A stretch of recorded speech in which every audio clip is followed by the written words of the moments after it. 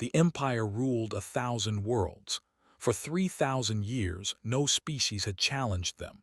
No army had defeated them. No rebellion had survived them. They were the masters of the galaxy, and every living creature knew to bow before their power. But there was one place even the feared. The dead moon of 4 floated in empty space, far from any trade route or colony. No ship was allowed within 10 light-years of it. No probe could scan its surface. The Emperor's law was absolute and simple. Nothing living could touch that moon. Only dust, only silence, only forgetting. The never explained why. They did not need to explain anything. They simply killed anyone who asked too many questions. But humanity had never met the. Humanity was young and small and curious. They had only left Earth 200 years ago. They had only 20 colonies. They knew nothing about ancient laws carved into stones on worlds they had never seen. Captain Park was 42 years old. He had spent his life exploring the unknown parts of space. His ship, the Horizon's Edge, was small but fast. His crew was even smaller. Only 3 people trusted him enough to follow him into the dark. Doctor was his. She studied dead civilizations and forgotten languages. She had gray streaks in her black hair and eyes that never stopped searching for secrets. Was his engineer. He could fix anything with enough time and enough coffee. He talked to machines like they were old friends, and somehow the machines always listened. Lieutenant was his security officer. She was quiet and deadly and loyal. She had saved his life 11 times. He had saved hers 12. They did not talk about it. The Horizon's Edge found 4 by accident. They were mapping a new sector when their sensors detected something strange. Energy readings from a moon that should have been dead. Signals that made no sense. Patterns that looked almost like language. "That is impossible," said, staring at his screens. "This moon has no atmosphere, no water, no life. But something down there is using more power than our entire ship." Leaned forward, her heart was beating fast. "Can you find the source?"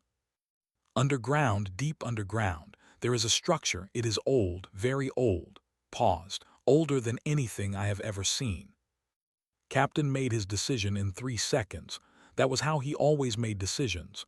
Fast, final, forward. "We are going down," he said. The surface of 4 was gray and empty. Dust covered everything. No footprints had marked this ground for thousands of years, until now. Stepped out first. Then came last, her weapon ready, her eyes watching the empty horizon. They found the entrance within an hour. It was carved into the side of a crater. The door was 30 meters tall. Strange symbols covered every surface. They glowed with faint blue light. Touched the symbols with shaking fingers. "This writing is not in any database. It is not from any species we know." She pulled out her scanner. "The age readings are broken. The machine says this is older than our sun." "That cannot be right," said. "The machine does not lie." They went inside. The tunnel went down and down and down. The air was cold but breathable. Someone had wanted visitors to survive long enough to reach the bottom. After 2 hours of walking, they found the chamber. It was enormous, a cathedral of stone and light. In the center stood a pillar of crystal that reached from floor to ceiling. Inside the crystal, something moved. Something that was not quite solid and not quite light. Something that was waiting. "What is it?" whispered. Was already translating the symbols on the walls. Her face grew pale as she read. "It is called the Guardian. It was built by a species called the Architects. They lived billions of years ago. They created life on thousands of worlds. They created this being to protect their children." "What happened to them?" asked. "They left. They went somewhere else. Somewhere beyond this universe. But they left the Guardians behind, to watch, to wait, to help." "Then why is it locked in a crystal?" asked. Read more. Her voice grew quiet. "Because they found it 3,000 years ago. They tried to control it. They tried to make it into a weapon. They wanted it to destroy their enemies." She looked up. It refused. It nearly destroyed their entire instead, so they trapped it here. They sealed it away. They made a law that nothing could ever wake it again. The chamber was silent. Then walked toward the pillar. Said, "Wait." "It has been alone for 3,000 years," said softly, "trapped in the dark because it would not kill for them." He looked back at his captain. "Is that not the saddest thing you have ever heard?" He pressed his hand against the crystal. Light exploded outward. The crystal cracked. The ground shook. Grab's arm raised her weapon at nothing and everything. The being inside the crystal opened its eyes. It was beautiful. It was terrifying. It was made of light and thought and something older than stars. It looked at the four humans standing before it. Small creatures, young creatures, creatures it had never seen before. "You are not," the guardian said. Its voice was inside their heads, gentle, curious, ancient. "No," said. His voice was steady even though his hands were shaking. "We are human. We are explorers. We did not know anyone owned this place." "No one owns me," the guardian said. "They tried. They failed. They locked me away because they could not control what they could not destroy." "We are sorry we disturbed you," said. "We did not mean to cause trouble." The guardian was silent for a long moment. Then something like warmth spread through its light. "You freed me," it said. "You did not try to command me. You did not try to use me. You simply opened the door." A pause. "The architects would have liked you." At that moment, the communicator screamed with static. "Captain," she said, "ships, many ships, warships, they are coming fast." The guardian turned its attention upward. Its light flickered with something cold. "Yes," it said. "They have sensors on this moon. They know I am awake. They are coming to destroy you for what you have done." "Can we run?" asked. "No, they are too fast, too many." The four humans looked at each other. They had come here looking for knowledge. They had found something far greater, and now they were going to die for it. "I am sorry," said to the guardian. "We did not mean to cause you more trouble." The guardian looked at her, at all of them, four small creatures who had freed it without wanting anything in return. "You have caused me no trouble," it said. "You have given me something I have not had in 3,000 years, hope." Its light grew brighter. "They are coming to kill you, but I will not let them. I was built to protect the curious, the brave, the kind." The guardian rose higher, filling the chamber with brilliance. "I name you my wards, and I will show the galaxy what that means." Above the moon, the first warships appeared in the sky. Their weapons were charged. Their orders were clear. "Destroy everything. Let only dust remain." But the dust was already waking up. High Commander stood on the bridge of his flagship, the Judgment. He had served the Empire for 60 years. He had burned worlds. He had crushed rebellions. He had never known fear. Until today. "Report," he said. His voice was calm, his hearts were not. "Commander, 4 life signs on the moon's surface. Human, 1 energy signature that we cannot identify." The officer paused. "The seal of is broken. The sleeper is awake." Closed his 4 eyes. Every child knew the stories. The sleeper, the abomination, the thing that had almost ended their species before they had even begun their empire. His great-grandfather had been one of the soldiers who sealed it away. The family still kept his burned armor as a warning. "How many ships do we have?" 50 warships, Commander. More are coming." Opened his eyes. "Destroy the moon, destroy everything on it, leave nothing but dust." The weapons officer hesitated. "Commander, our orders were to capture the humans for questioning." "The orders have changed. The humans are already dead. They simply do not know it yet. Our only mission now is to put the sleeper back in its grave." He pressed the firing command himself. "All ships, fire everything, now." 50 warships fired at once. Enough power to crack a planet, enough heat to turn stone into vapor.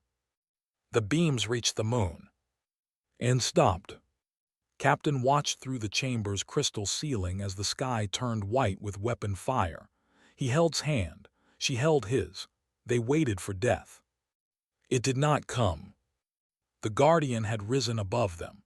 It floated in the space between the moon and the fleet. Its light was soft and golden. It did not look angry. It did not look afraid. It simply looked like something that had seen this before and was very, very tired of it. The weapon beams touched the Guardian's light and became something else. The killing fire turned into gentle warmth. The radiation became harmless color. The death became beauty. "Impossible," whispered. The Guardian turned toward the fleet. It did not attack. It simply reached out with something that was not a hand but worked like one. On the Judgment, every light went dark. Felt his ship die around him. The engines stopped. The weapons failed. The life support flickered. His crew screamed as gravity shifted and artificial systems crashed. "What is happening?" someone shouted. "It is doing something to our systems," another officer said. "All ships are reporting the same thing. We are losing power. Everything is shutting down." Grabbed the communications console. It was still working, barely. "This is High Commander to the abomination of I speak for the Empire. Whatever the humans promised you, we can offer more.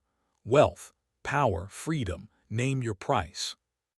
The Guardian's voice filled every speaker on every ship. "You locked me in crystal for 3,000 years because I would not murder for you. You called me abomination because I would not be your weapon. And now you offer me freedom as if you ever had the power to give it or take it away." A pause. "I have no price. I am not for sale. I never was."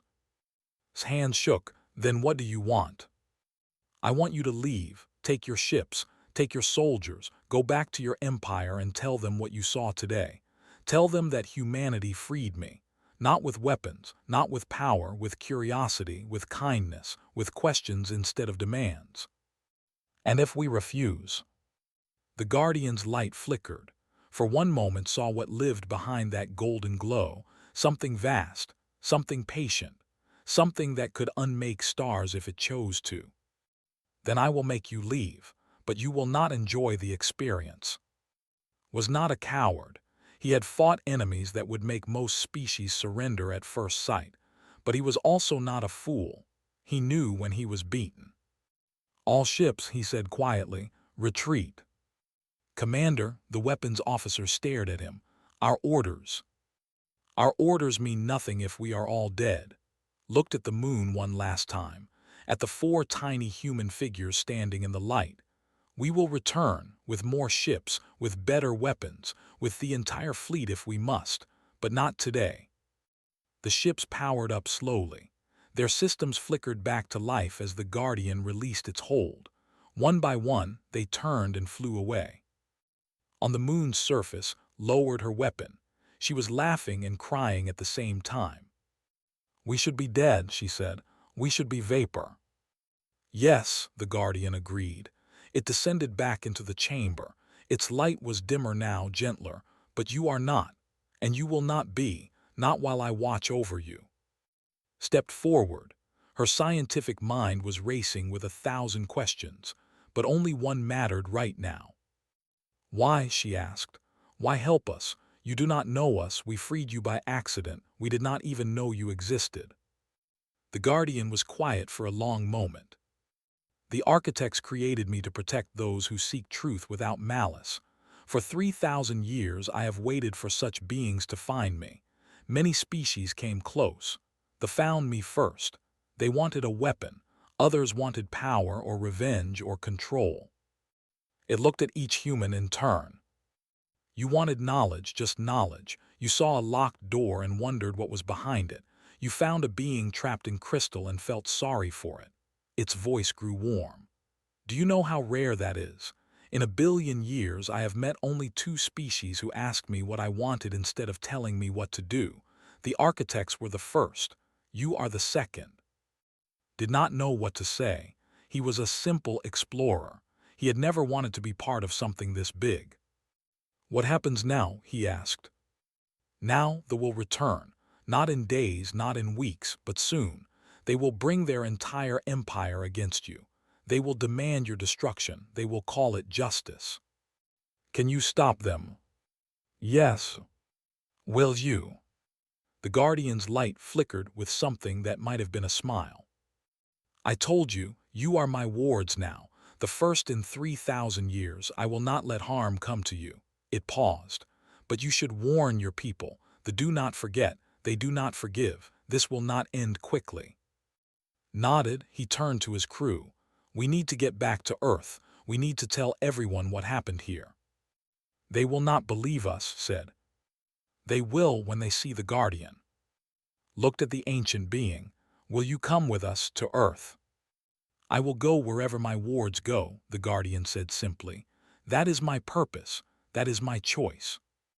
They walked back to their ship together, 4 humans and a being older than their son. Behind them the chamber fell dark again, but this time it was not a prison. It was just an empty room. The prisoner had finally come home. As the horizon's edge lifted off from the moon's surface, looked back at the endless gray dust below. The Emperor said only dust should touch this place, she said softly. Yes, the Guardian said. He meant it as a curse, but dust is not nothing. Dust is what remains when everything else is stripped away. Dust is patience. Dust is time. I have been dust for 3,000 years. It turned its light toward the stars. Now I am something else. The ship jumped to hyperspace.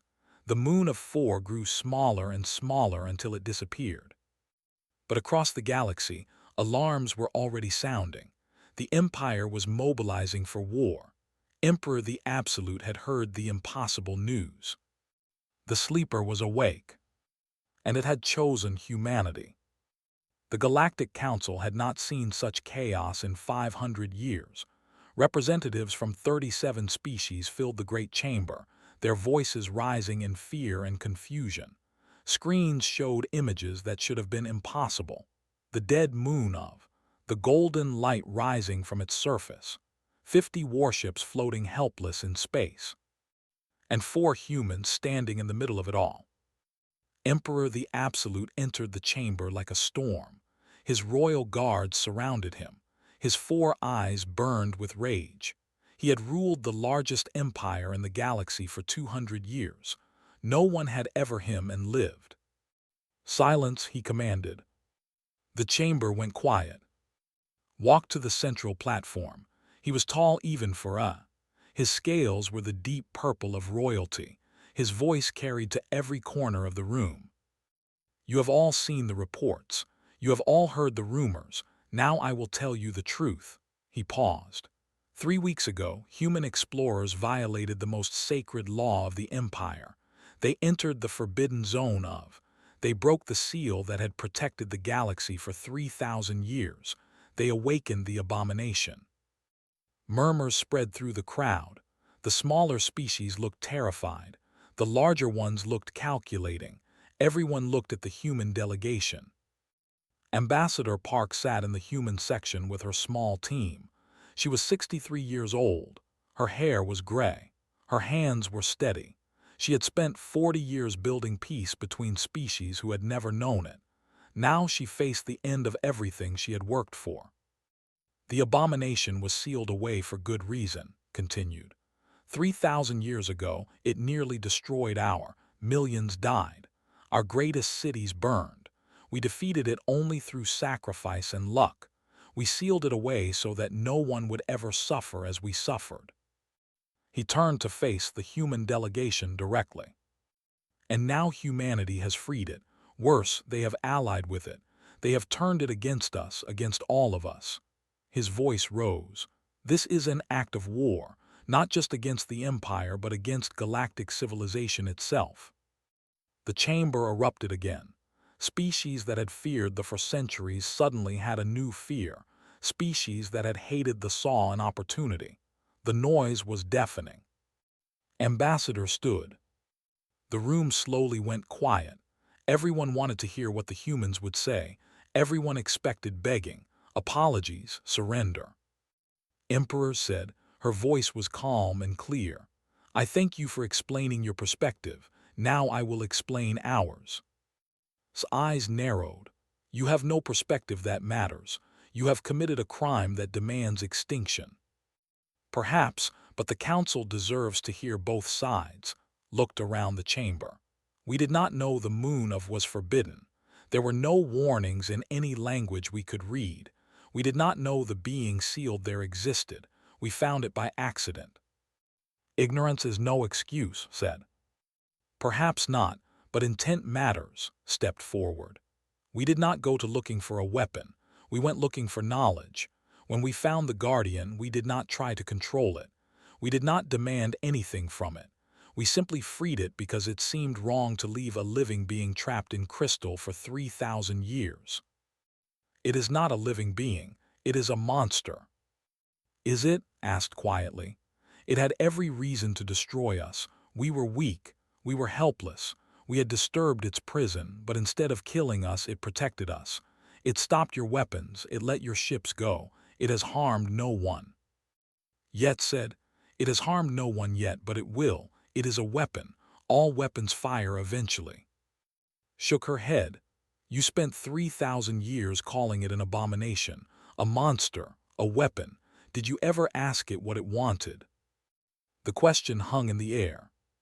"What it wanted," laughed. The sound was cold. "It is not a person. It does not want anything." "We asked," said simply. "We asked what it was. We asked why it was trapped. We asked what it wanted." She paused. "It wanted someone to treat it like a person instead of a tool. That is all. 3,000 years alone in the dark, and all it wanted was someone to talk to." The chamber was silent. "The architects who created it did not build a weapon," continued. "They built a protector, a teacher, a guardian for young species finding their way among the stars.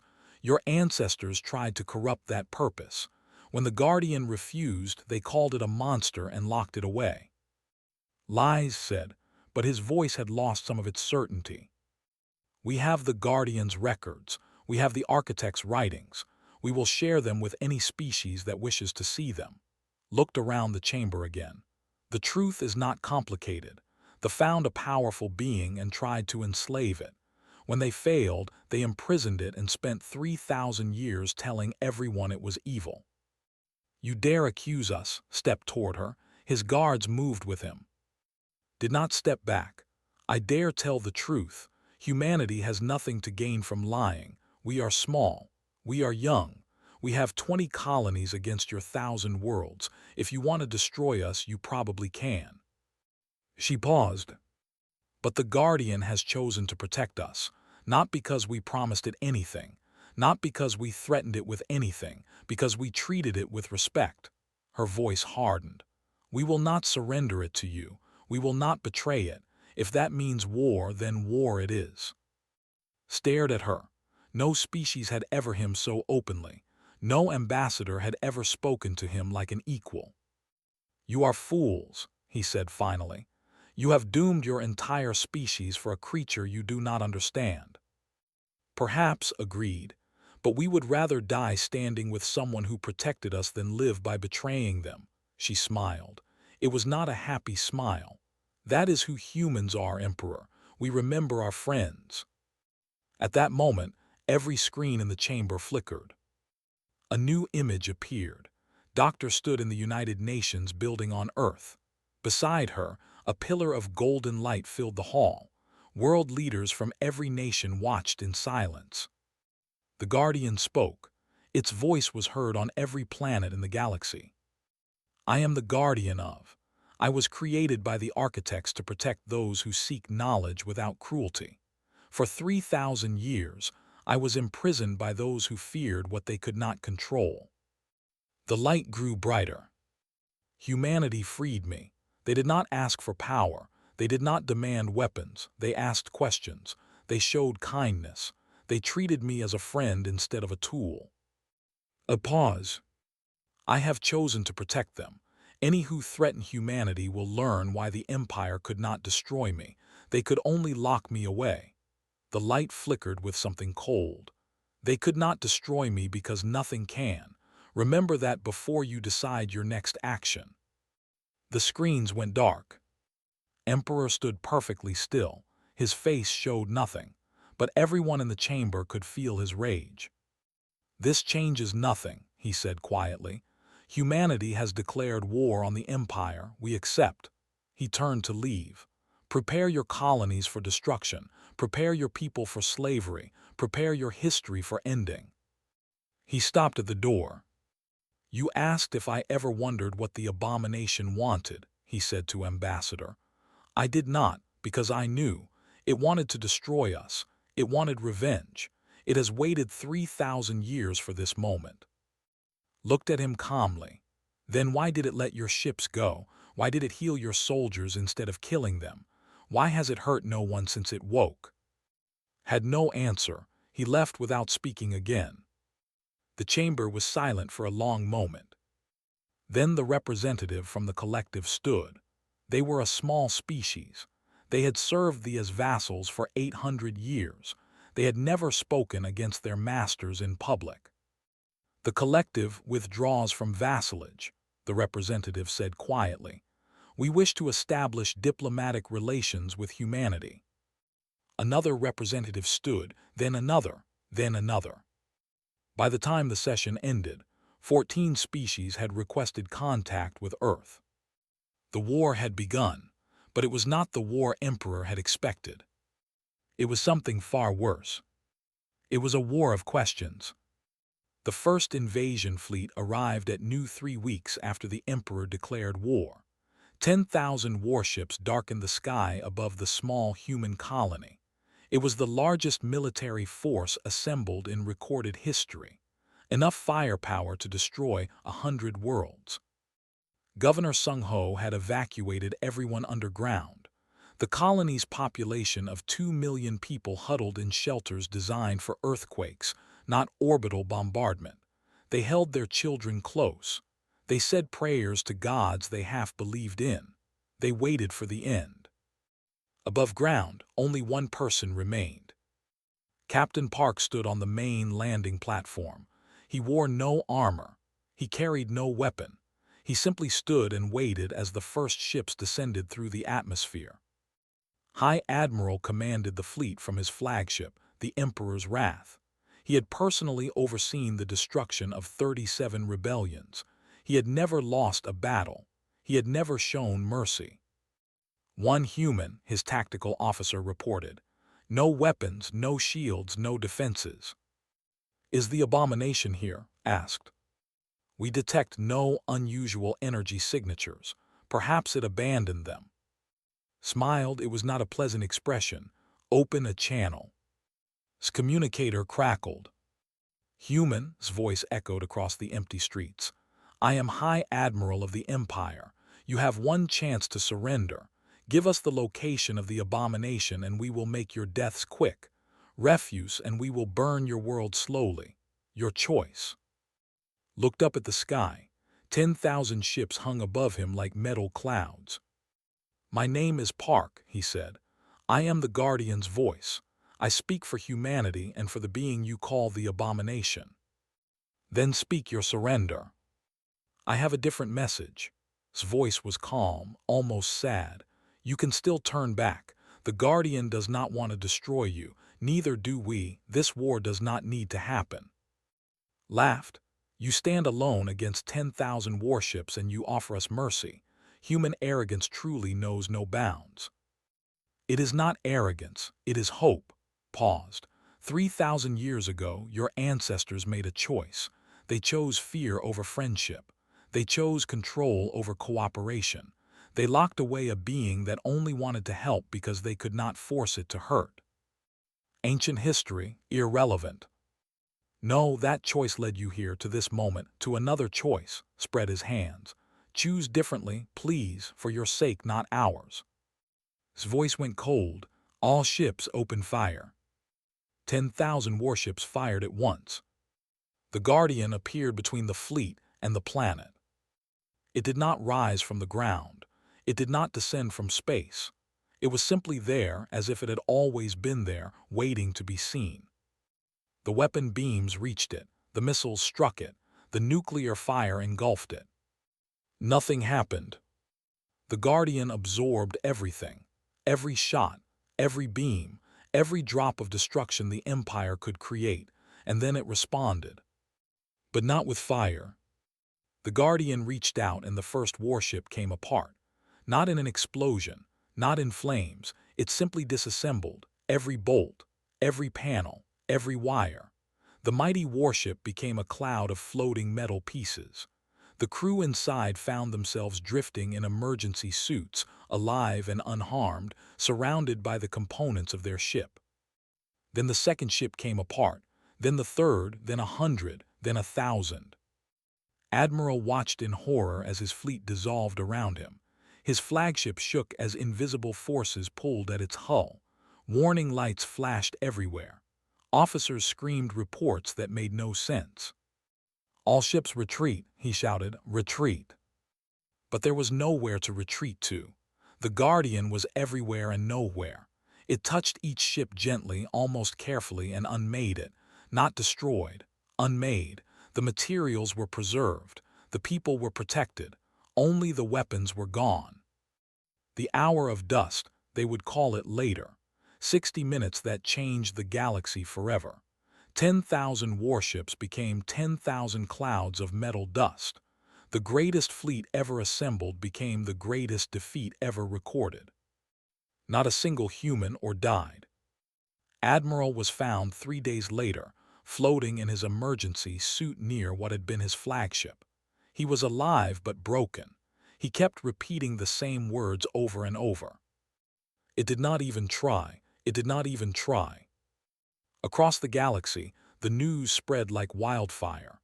The Empire, undefeated in 3,000 years, had been broken by a single human colony, by a being they called an abomination, by something that destroyed fleets without killing anyone. Emperor sent a second fleet, it became dust.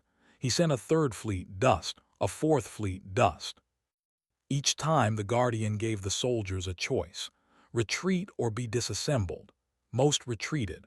Those who did not found themselves floating harmlessly in space, their ships scattered around them in tiny pieces, completely unharmed. "Why does it not kill them?" Governor asked after the fourth attack. "It would be easier. It would end the war faster." Shook his head. The Guardian does not believe in easier, it believes in better. He looked up at the sky. Somewhere up there, the Guardian waited for the next fleet. It wants to show them that power does not require destruction, that strength can be gentle, that you can win without making enemies into corpses. Will they learn? Some will, some already have. He was right. On the neutral station of Axis 7, Lieutenant met a young soldier. His name was the Younger. His father was the high commander who had first tried to destroy them at 4. "My father is your prisoner," said. His voice was full of hate. "You have destroyed everything I was taught to believe. My empire is crumbling. My people are terrified. What do you want from us?" Looked at him for a long moment. He was young, angry, lost. She had felt the same way once when everything she believed in had fallen apart. "We want you to ask better questions," she said finally.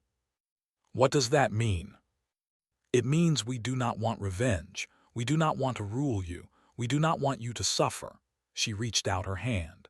"We just want you to think about why things are the way they are, to question the stories you were told, to wonder if maybe, just maybe, there is a better way." Stared at her hand. In culture, taking an enemy's hand meant surrender. It meant shame. It meant everything he had been taught to fear. "Your father is alive," continued. "He is healthy. He is not being tortured. He is being treated as a guest, not a prisoner. When the war ends, he will be free to go home." "Why?" His voice cracked. "We tried to kill you. We tried to destroy your colonies. Why would you treat us with kindness?" "Because kindness is not weakness. Because mercy is not defeat. Because the Guardian taught us that the best way to beat an enemy is to make them a friend." Did not take her hand, not that day. But that night he sent a message to his family's estates on the message was short, just 6 words. "I think we have been wrong." It was a small crack, a tiny doubt, a single question. But questions, as the Guardian knew, were the most powerful weapons in the universe. And this war was being fought with questions. Doctor published her research on the Guardian's origins. She shared the architect's records with every species that asked. She answered questions from scientists across the galaxy. She explained what the Guardian really was, not a monster, not a weapon, a teacher waiting for students brave enough to learn. Why did humanity succeed where others failed? A researcher asked her. Smiled, because we did not try to succeed at all. We did not go to 4 looking for power. We went looking for understanding. We found a door and wondered what was behind it. We found a prisoner and felt sorry for them. She paused. The Guardian was not waiting for the strongest species or the species. It was waiting for the most curious, for someone who would ask questions instead of giving orders, for someone who would treat it like a person instead of a tool. Her voice grew soft. That is all we did, we asked, and it answered. The war continued, but with each battle more started asking questions. And questions once started cannot be stopped. Emperor the Absolute died alone. No one knew exactly how it happened. Some said it was poison. Some said it was a broken heart. Some said he simply could not live in a universe where everything he believed was wrong. His body was found in the throne room of the imperial palace. His final words were written on a piece of paper clutched in his hand. Just 7 words. I should have asked it what it wanted. The new empress was young.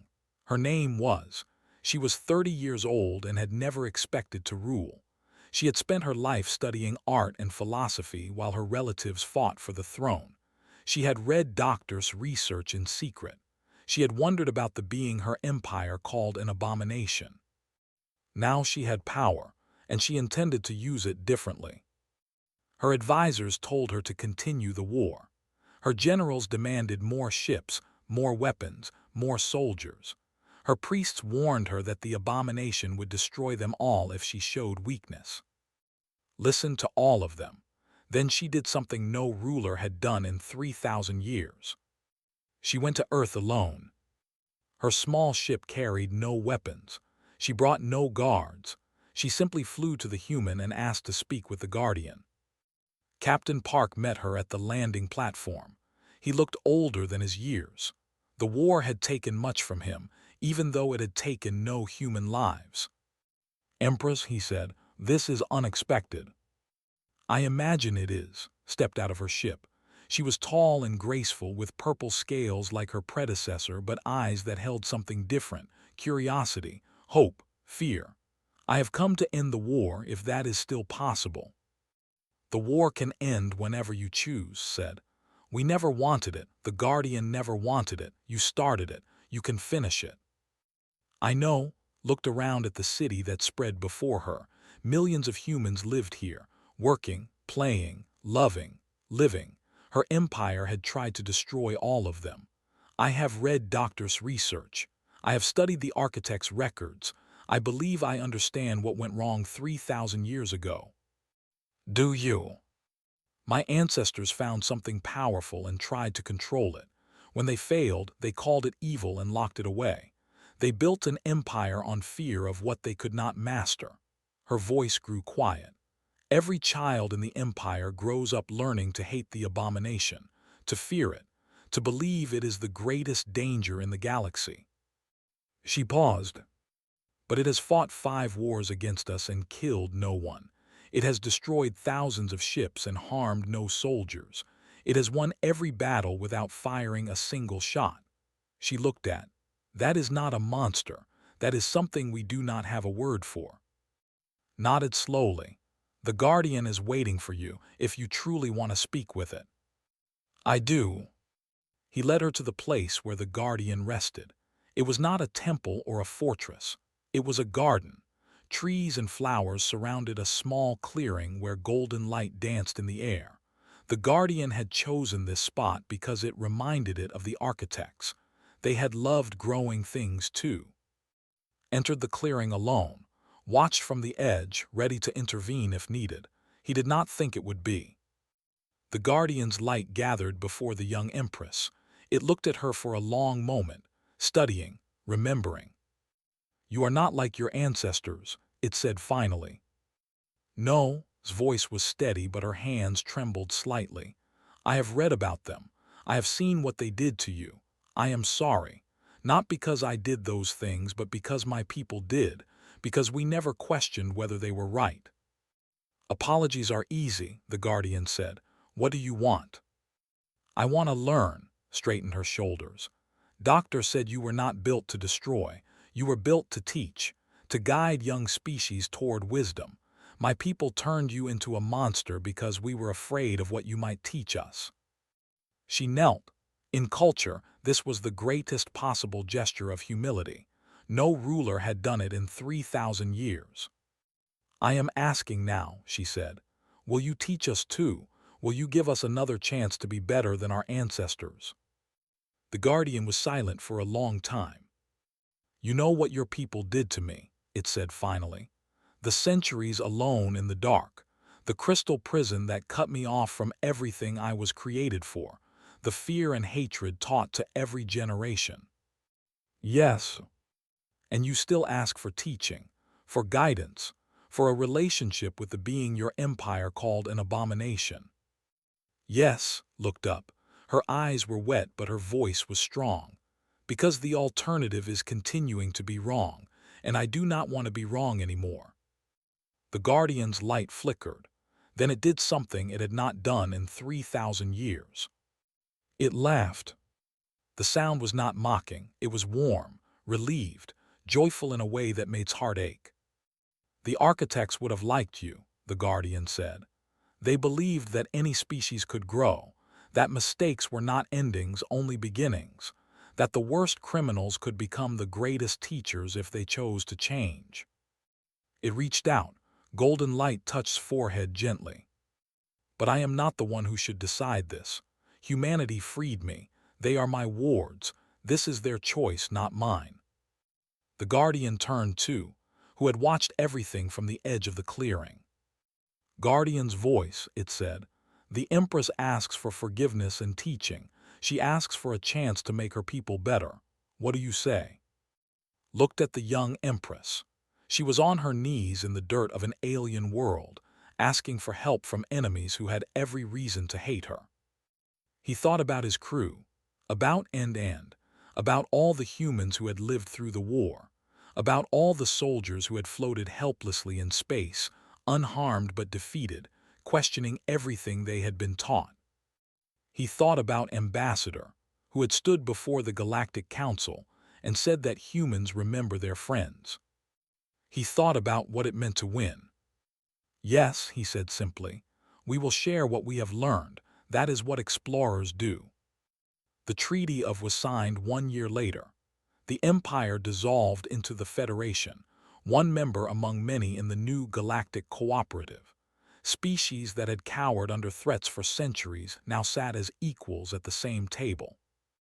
Humanity, still small, still young, still numbering fewer than 20 colonies, found itself at the center of something unprecedented.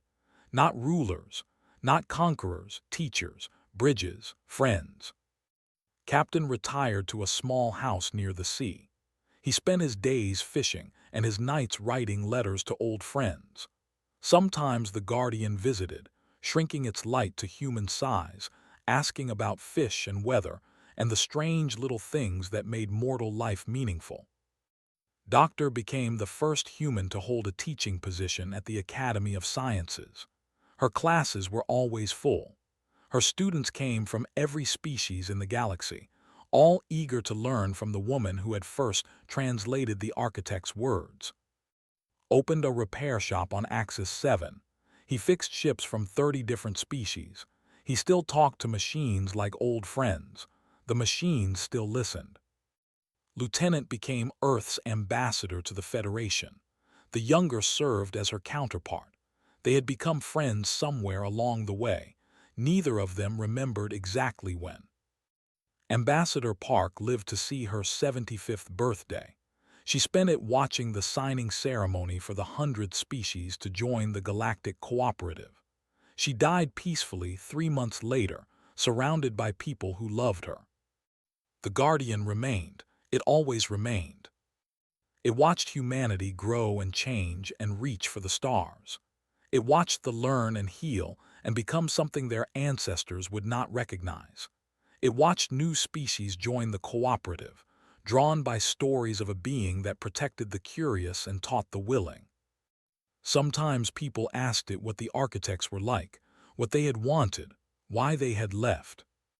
The Guardian always gave the same answer. They wanted their children to grow, to learn, to become something greater than they were. They left because they had done all they could. The rest was up to us. "Do you miss them?" a young human girl asked once. The Guardian's light flickered with something like a smile. "Every day," it said, "but they gave me something before they left, a purpose, a hope, a belief that the universe contains more good than evil, more light than darkness, more questions than answers." It looked at the girl with eyes older than stars. They believed that someday someone would come who would ask instead of demand, who would learn instead of conquer, who would treat the universe as a friend instead of a prize. The girl smiled, and humanity did. Humanity did, not because you were special, not because you were powerful, because you were curious. The Guardian's light surrounded the girl gently, warmly. Curiosity is the most powerful force in the universe. It built the architects. It built me. It built the bridge between enemies. Its voice grew soft. Never stop asking questions. Never stop wondering what is behind locked doors. Never stop treating strangers as potential friends. "Why?" the girl asked. The Guardian laughed again, that warm, ancient, joyful sound. "Because that is how you become the new architects. That is how you become what we always hoped you could be." Above them the stars burned quietly. Each one was a sun with worlds around it. Each world held the potential for life, for growth, for wonder. The galaxy was vast and old and full of mysteries. But for the first time in a billion years, something was watching over it again. Something that remembered the architects. Something that believed in their children. Something that would wait for as long as it took. And in the end, that was enough.